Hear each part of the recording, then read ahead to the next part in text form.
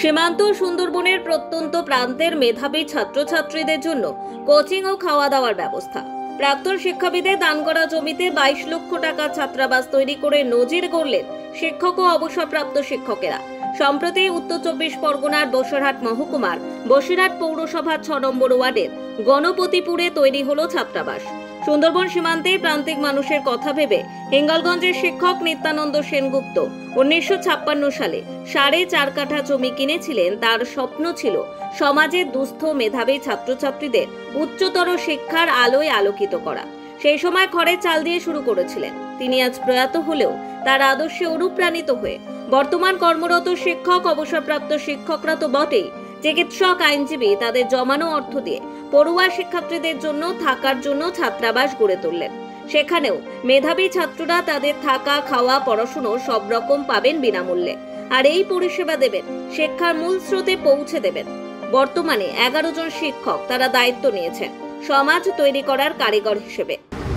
এই বসিরহাট শহরের বুকে নিত্যানন্দ সেনগুপ্ত ছাত্রাবাস, এই যিনি দাতা ছিলেন, এই হোস্টেলের জমিদাতা নিত্যানন্দ সেনগুপ্ত মহাশয়, তিনি দান করেছিলেন বসিরহাট মহকুমার বিশেষত সুন্দরবন এলাকার শিডিউল কাস্ট, শিডিউল টাইপের পিছিয়ে পড়া ছেলেরা যাতে শহরে থেকে, বসিরহাট কেন্দ্রে থেকে এখানকার কলেজ বা উচ্চ বিদ্যালয়ে পড়াশুনো করার সুযোগ পায়, সে ব্যবস্থা তিনি করেছিলেন।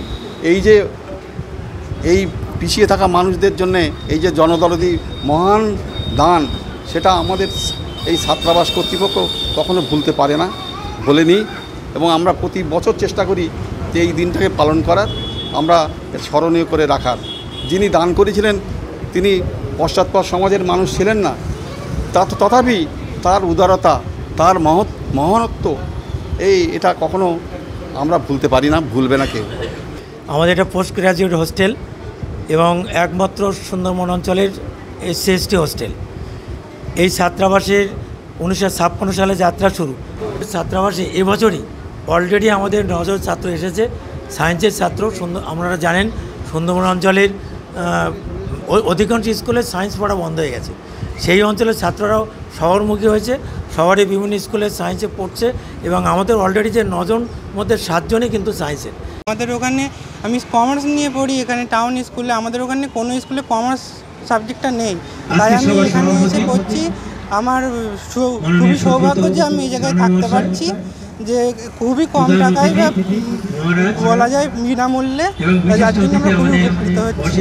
নিত্যানন্দ সেনগুপ্ত ছাত্রাবাস কোচিং সেন্টারে মোট 92 জন তারা বসিরহাট শহরের প্রাণকেন্দ্রে ছাত্রাবাস গড়ে তুলে নজির গড়লেন। তারা চাইছেন সমাজে যারা সঠিক শিক্ষার আলোয় আলোকিত হয় না, তাদেরকে আলোয় সব রকম ভাবে সাহায্য করা। একদিকে তাদের পড়াশোনা করানোর দায়ভার তারা নেবেন, অন্যদিকে উচ্চশিক্ষায় শিক্ষিত হওয়ার সব রকম প্রচেষ্টা করবেন।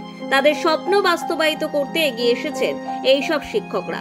নিত্যানন্দ সেনগুপ্ত ছাত্রাবাসের উদ্বোধন হয়ে গেল। সেখানে একদিকে শিক্ষক, আইনজীবী, ডাক্তার, অবসরপ্রাপ্ত শিক্ষকদের সম্বর্ধনা দেওয়া হলো। অন্যদিকে যেসব স্কুল পড়ুয়া শিক্ষার্থীরা যেখানে পড়াশুনো করবেন, তাদের শিক্ষার আলোয় আবদ্ধ করতে এক সূত্রে গেঁথে দিলেন সমাজের বিশিষ্টজনরা। স্থাপিত হলো এক অভূতপূর্ব দৃষ্টান্ত।